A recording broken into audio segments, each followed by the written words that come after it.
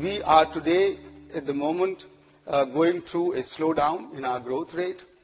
We are macroeconomic, we have, having done 8.9% for 5 years between 2003 to 2009, we are now, the last quarterly growth rate was 5.3%. We did 6.9% last year, that is 2011-12. We are expecting to do 6%, this year, 2012-13.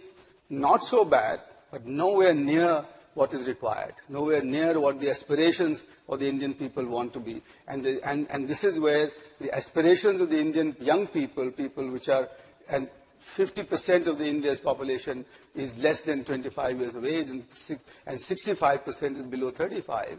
And these are people who were born, a lot of them in 1991 and afterwards, when the liberalizations have taken place. Their aspirations are sky high. And therefore, 6% rate of growth, which is probably the third, the fourth highest today in the world, it will not suffice. But more importantly, in the current situation in India, what's happened is that, apart from the growth rate slowing down, our macroeconomic numbers are not looking so good. Our fiscal deficit is around 6% in the center.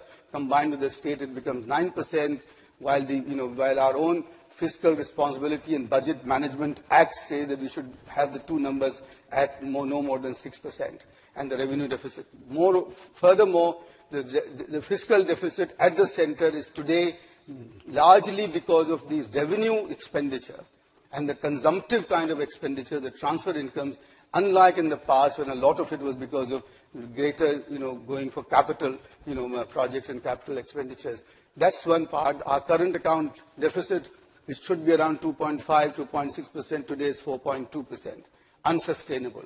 We can't get that kind of capital growth going forward. Our inflation, which should be around 5%, this is the RBI comfort level, is now hovering around 7.8, 7.9%. Within that, the food inflation is in double digits. And that's simply because the protein component of that food, which is the chicken, which is the poultry, fish, meat, and milk, etc., that inflation is much higher because consumption levels, expenditure, as they rise, the demand for protein in India is going up and the supply is yet to catch up. So that's the other. So all the macroeconomic numbers, and finally here, our saving rate has declined from 2007-8 to now, which was 36%, now it's about 32%, out of which the public sector savings are much worse.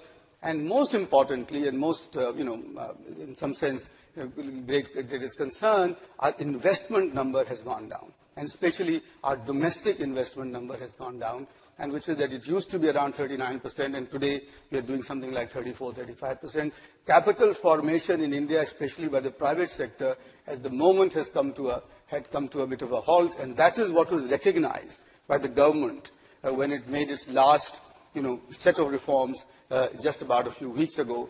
That finally, I think, it was clearly the recognition was there that this state of the economy was just simply unacceptable, and the direction of declining growth rate, declining investment, etc., was simply unacceptable if India is going to fulfill its promise of achieving higher 8 or 9% rates of growth, which is necessary for India simply because we have to create 10 million new jobs every year for the entrance into the workforce, and that's a huge task.